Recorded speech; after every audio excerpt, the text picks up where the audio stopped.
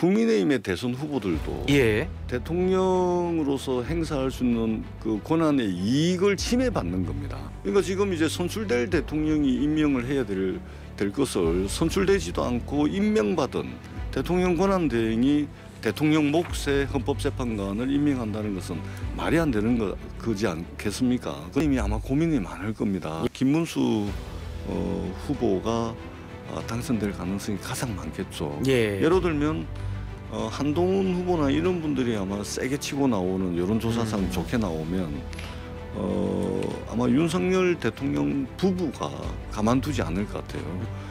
결국 현실적으로 청와대로 다시 돌아갈 수밖에 없을 겁니다. 예, 주요 시설들은 개방이 안 됐습니다. 예. 이제 여야 정치권은 대선에 박차를 가하고 있는데요. 오늘은 더불어민주당의 전재수 의원님 모시고 이야기 나눠보도록 하겠습니다. 스튜디오에 나와 계시는데요. 의원님 어서 오십시오. 네, 반갑습니다. 전재수입니다. 안녕하세요. 예, 한덕수 권한대행 이야기를 좀 하겠습니다. 이완규 법제처장, 윤석열 전 대통령의 40년 직이라고 하는 이런 임명을 지금 시도하고 있는 상황, 이거 좀 어떻게 평가하십니까? 그래서 많은 국민들께서 이게 내란이 종식된 것이 아니고 내란이 지속되고 있다라고 이제 국민들께서 되게 분노하는 지점이 바로 이 지점입니다. 예. 사실은 한덕수 총리가 자신의 말을 스스로 뒤집어 엎은 것도 물론이고 국민들이 투표를 통해서 선출한 대통령에게 주어지는 권한, 헌법 구성의 권한, 헌법재판관 임명의 권한, 이것을 권한 대행이 행사를 한 것이거든요. 이것은 명백한 위헌적 행위고 법률을 위반하는 행위다라고밖에 볼 수가 없는 것이고 이것을 납득할 수 있는 국민들이 그렇게 많지 않을 겁니다. 예. 그렇기 때문에 한덕수 권한대행은 이 부분 처리를 해야 된다고 생각을 하고 그다음에 민주당 입장에서도 헌법소원부터 시작을 해가지고 지금 조치할 수 있는 모든 수단과 방법을 다 동원해가지고 이 부분만큼은 막아야 되겠다. 이렇게 이제 판단을 하고 있습니다. 일단은 한덕수 그 대통령 권한대행의 말 뒤집기라든지 또는 이제 여야 합의가 있어야 가능하다든지 뭐 여러 가지 이전에 보여왔던 여러 가지 은행과도 반하고 더더구나 헌법재판관 내정자라고 그 후보라고 이야기되어지는 이완규 지금 법제처장 같은 경우는 내란 혐의 피의자잖아요. 내란 혐의 피의자가 우리나라 헌법 해석의 최종 권한을 가지는 헌법재판관이 된다. 이 말이 안 되잖아요.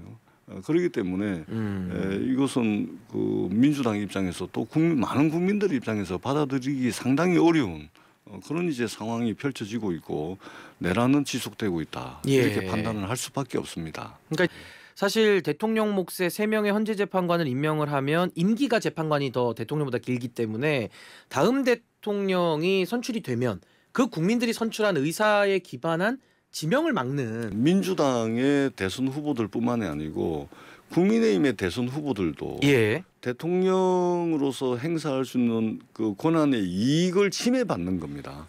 그러니까 헌법재판관이 임명이 되게 되면 임기가 6년이거든요.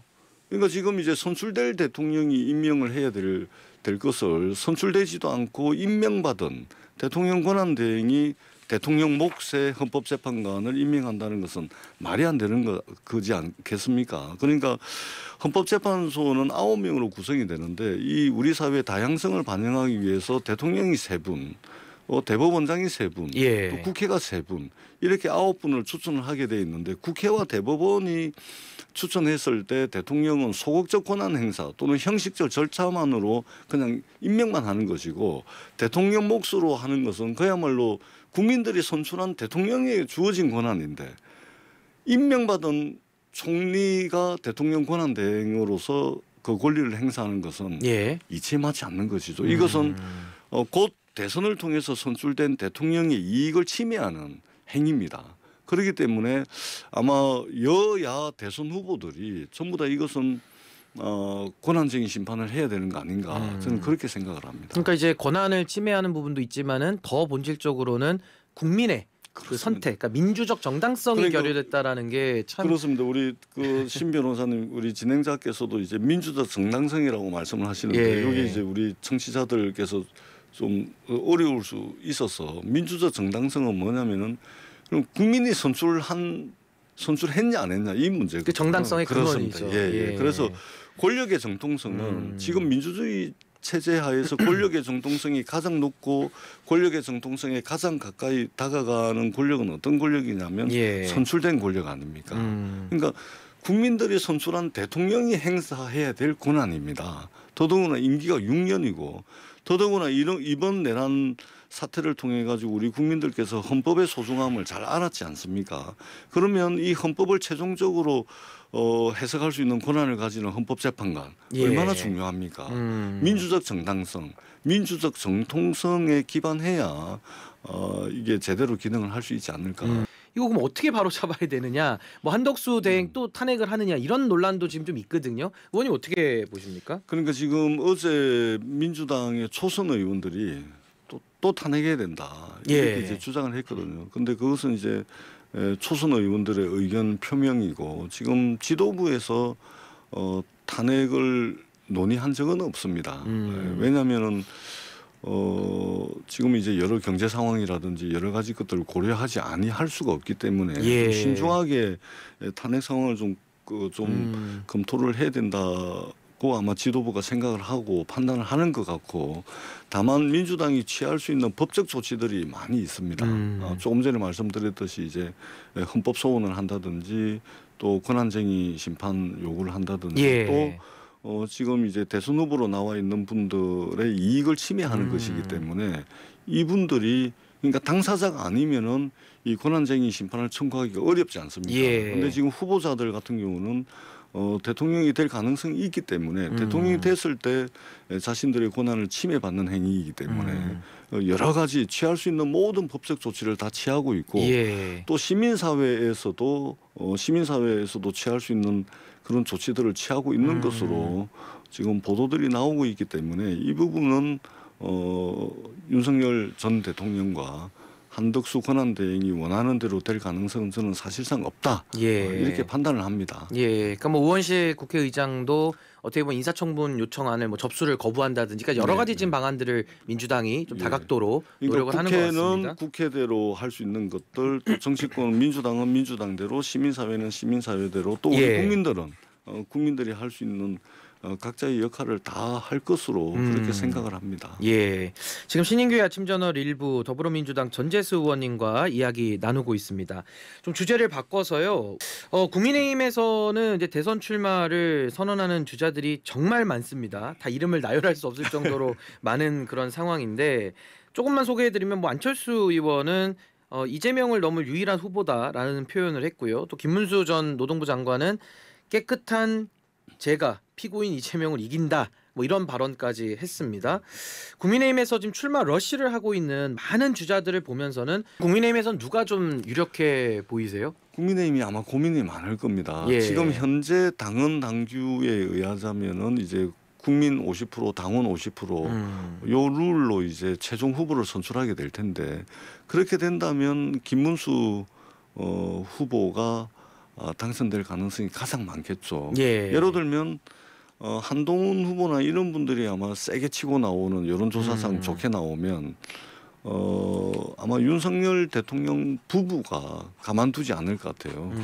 그러니까 결국은 이제 탄핵에 찬성했던 세력 대 탄핵에 반대했던 세력으로 나눠질 것이고 현재 국민의힘 룰에 의하면 김문수 후보가 가장 유리하지 않을까 그렇게 생각을 하는데 국민의힘 지도부는 좀 답답하겠죠.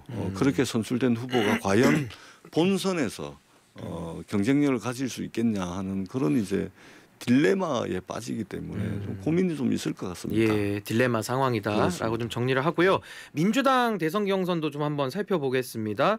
지금 뭐 여러 주자들이 또 출마 선언하고는 있는데 룰에 관해서도 여러 이야기들이 나오는 것 같습니다. 그러니까 당심과 민심의 이제 비율을 말하는 것이고 또 조국혁신당에서는 오픈 프라이머리 제안을 해서 이제 민주당에게 답을 촉구하고 있는 이런 상황에서 의원님 보시기에는 민주당의 대선 경선 룰은 또 어떻게 적용되는 게 더 맞겠다라는 생각을 좀 하십니까? 그러니까 역대 민주당 대선 후보 경선 룰과 관련해서는 되게 민감했고 이걸 가지고서 이제 싸웠던 적이 되게 많습니다. 그런데 역대 민주당 대선 후보 내년도 경선과 대비해 가지고 이번에 민주당의 후보를 뽑는 룰과 관련해서는 별 이게 다툼이 없을 것 같습니다. 왜 그러냐면 이게 첨예하게 이 1등, 2등 또는 1등, 2등, 3등 후보가 이게 지지율이 엇비슷해 가지고 룰이라는 것이 정말로 큰 영향을 미칠 수 있는 상황이 지금 아니기 때문에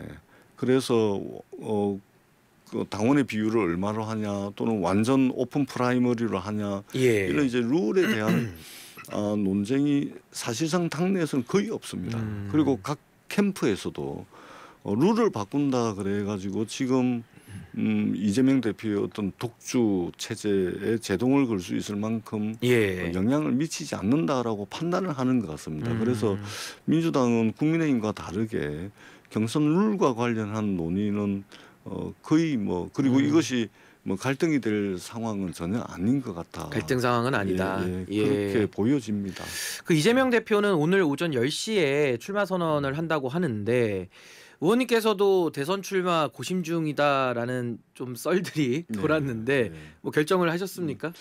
저는 이제 사실은 지난 한 주 부산에서 많은 분들 만났고 예. 이번 주는 이제 서울에서 만나고 있습니다. 부산에 이제 제가 이제 유일한 부산의 민주당 의원이고 또 삼선 의원이고 그래서 뭔가 좀 역할을 해야 되지 않냐 이런 이제 요구들이 있고 그래서 14일 날 이제 경선 후보 등록하거든요. 예. 그 전에 좀 최대한 많은 분들을 만나서 의견을 좀 듣고 민주당이 집권하고 민주당이 더 많은 국민들에게 사랑받을 수 있는 그런 정당이 될 수 있는 그런 선택을 하도록 그렇게 하겠습니다. 예.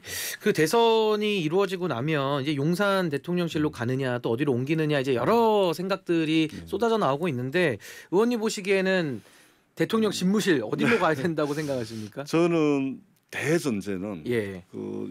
대통령 집무실을 어디로 할 거냐, 용산으로 할 거냐, 세종으로 할 거냐, 청와대로 할 거냐, 뭐 광화문도 있고 그렇습니다. 맞습니다. 이거 대전제는 국민 부담을 줄여야 된다. 이것이 대전제가 돼야 된다고 생각을 합니다. 당장 무슨 리모델링을 하자, 무슨 뭐 건물을 새로 짓자 이런 논의들이 있는데 저는 국민들의 어떤 부담을 지어가면서 대통령 집무실을 구상하는 것은 안 맞다 이런 생각이 들고 그런 측면에서 결국 현실적으로 청와대로 다시 돌아갈 수밖에 없을 겁니다. 주요 시설들은 개방이 안 됐습니다.